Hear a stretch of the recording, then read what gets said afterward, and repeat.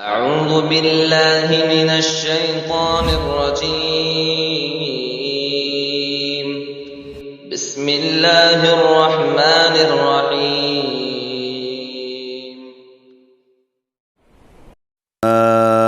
بناء وأنزل من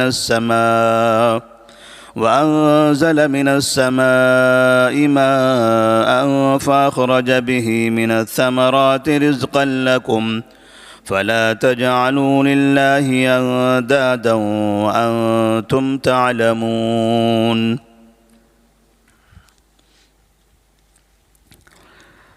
اللہ تبارک و تعالیٰ نے سورۃ البقرہ کی ابتدائی آیات میں تمہید کے طور پر انسانوں کی 3 قسموں کا تذکرہ کیا۔ اسی طرح سے قرآن مجید کے بارے میں وضاحت کر دی کہ یہ ایسی کتاب ہے جس کے بارے میں کسی کو شک نہیں ہونا چاہیے، یہ اللہ تبارک و تعالیٰ کی جانب سے منزل کردہ ہے، اور اس کتاب سے استفادہ کرنے والے، اس کتاب کو اپنا بنانے والے وہی لوگ ہو سکتے ہیں جو غیب پر ایمان لائیں گے، آخرت پر یقین کریں گے۔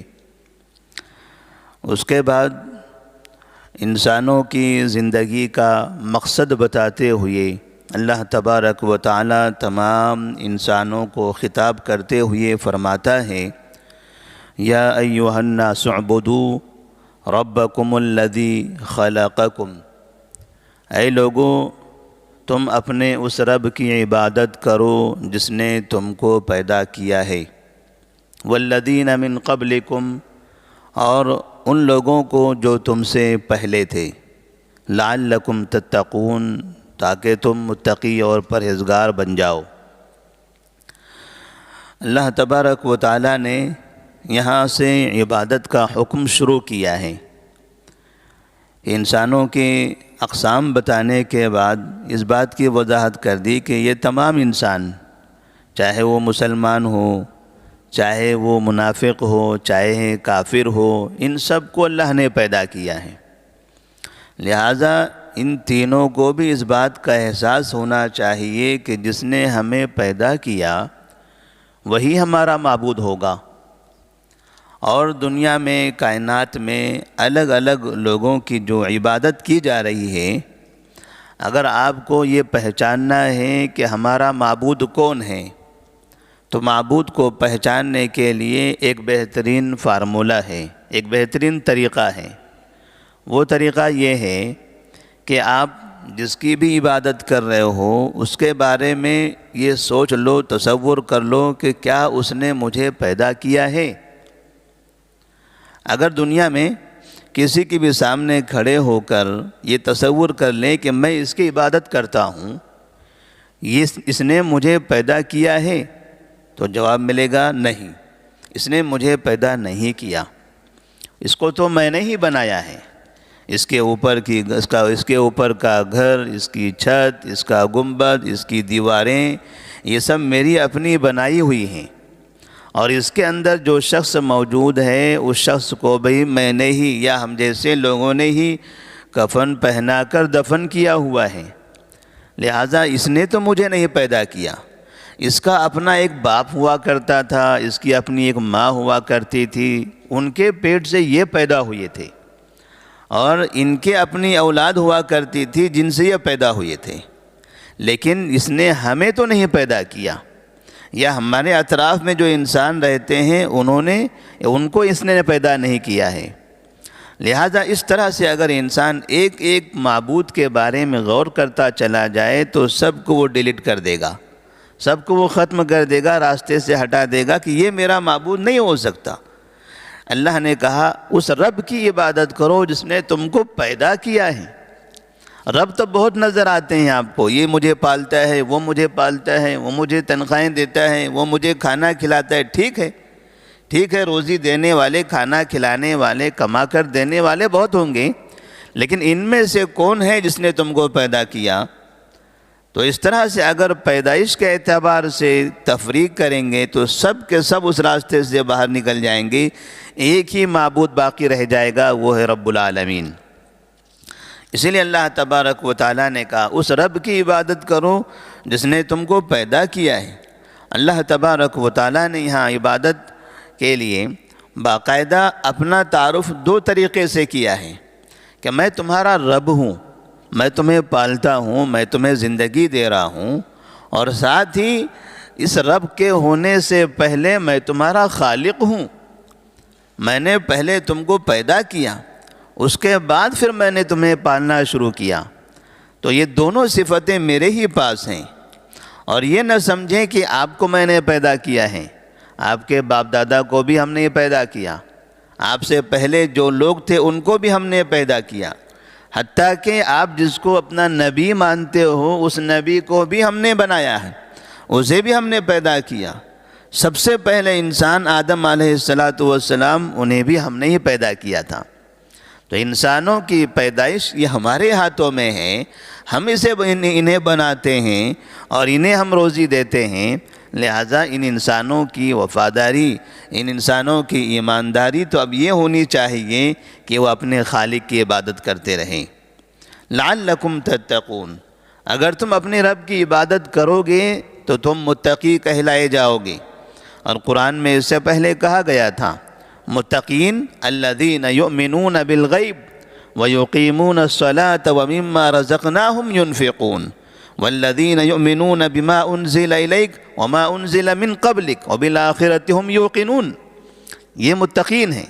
لہذا تم اپنے رب کی عبادت کرو گے تو متقی بن جاؤ گے، اور متقی بننے کا مطلب ہوگا کہ تم اللہ پر ایمان رکھو گے، آخرت پر یقین کر لو گے، اور اولئک علی ھدی من ربہم واولئک ھم المفلحون، پھر اس کے بعد کامیابی بھی آپ ہی کی ہوگی۔ جہاں آپ متقی بنو گے، رب کی عبادت کرو گے، اللہ تبارک و تعالیٰ کامیابی آپ کو عطا فرمائے گا۔ الذی جعل لکم الارض فراشا والسماء بناء، پھر اللہ فرماتے ہیں اللہ تبارک و تعالیٰ تمہارا رب وہ ہے جس نے تمہارے لیے زمین کو ہموار کر دیا، بچھونا بنا دیا، اور آسمان کو چھت بنا دیا۔ وَأَنزَلَ مِنَ السَّمَاءِ مَاءً، اور پھر اس چھت سے پانی نازل کیا۔ فَأَخْرَجَ بِهِ مِنَ الثَّمَرَاتِ رِزْقًا لَكُمْ، اور جب وہ پانی زمین پر گرا تو وہاں سے تمہارے لیے تمہاری روزی کے لیے پھل پیدا کیے۔ فَلَا تَجْعَلُوا لِلَّهِ أَنْدَادًا، لہذا تم اللہ تبارک و تعالیٰ کے ساتھ کسی کو شریک نہ بناؤ۔ وَأَنْتُمْ تَعْلَمُونَ، یہ ساری چیزیں تم تو جانتے ہو۔ یعنی کون سی نشانی تم چاہتے ہو اپنے رب کو، اپنے اللہ کو، اپنے خالق کو معبود ماننے کے لیے؟ کون سی نشانی کی تمہیں ضرورت ہے؟ تم آسمان دیکھو، آسمان دیکھ کر غور کرو کہ اس کو کس نے بنایا ہے۔ زمین جس پر تم چلتے ہو، کوئی دنیا میں کوئی ایسی جگہ تو نہیں ہے کہ جہاں تم رہتے ہو وہاں آسمان نہیں ہے، جہاں تم رہتے ہو وہاں زمین نہیں ہے۔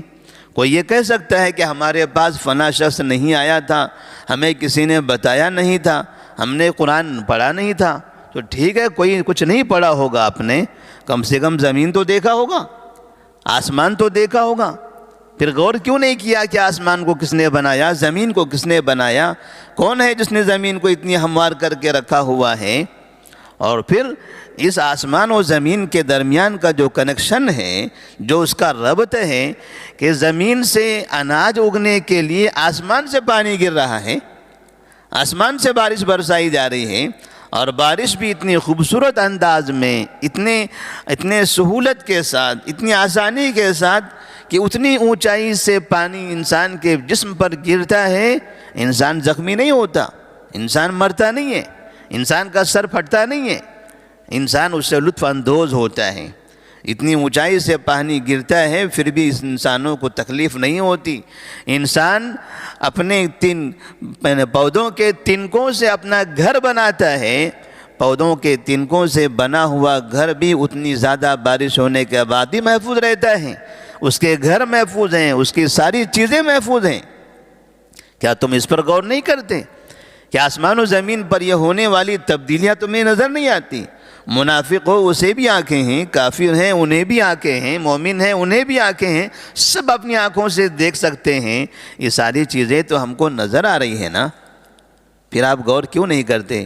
فَلَا تَجْعَلُوا لِلَّهِ اندادا، پھر اللہ کہتا ہے اتنا سب نظام تم دیکھ رہے ہو، پھر اللہ کے ساتھ کسی اور کو شریک کرتے ہو۔ فَلَا تَجْعَلُوا لِلَّهِ اندادا، اللہ کے ساتھ کسی کو اپنا شریک نہ بناؤ۔ وَأَنْتُمْ تَعْلَمُونَ، تم سب جانتے ہو، تمہاری فطرت جانتی ہے، تمہارا ضمیر جانتا ہے، تمہارا دل مانتا ہے کہ یہ کائنات کا خالق، یہ نظام چلانے والا کوئی اور ہے، وہ نہیں ہے جس کو ہم دنیا میں سمجھتے ہیں، اور جو ہے وہ آسمان پر، ساتویں آسمان پر عرش پر مستوی ہے، وہ اللہ رب العالمین ہیں۔ تو اللہ تبارک و تعالیٰ سے دعا ہے کہ اللہ تبارک و تعالیٰ ہمیں ہمیشہ اللہ ہی کی عبادت کرنے کی توفیق عطا فرمائے۔ اللہ کے معجزات کو دیکھ کر، اللہ کی نشانیوں کو دیکھ کر اللہ تبارک و تعالیٰ ہمارے ایمان میں اور قوت پیدا فرمائے، ہمیں اور پکا قوی مومن بنائے، اور ہمیں دوسروں کو بھی ایمان کی طرف، اللہ تبارک و تعالیٰ کی طرف دعوت دینے اور بلانے کی توفیق عطا فرمائے۔ والسلام علیکم ورحمۃ اللہ وبرکاتہ۔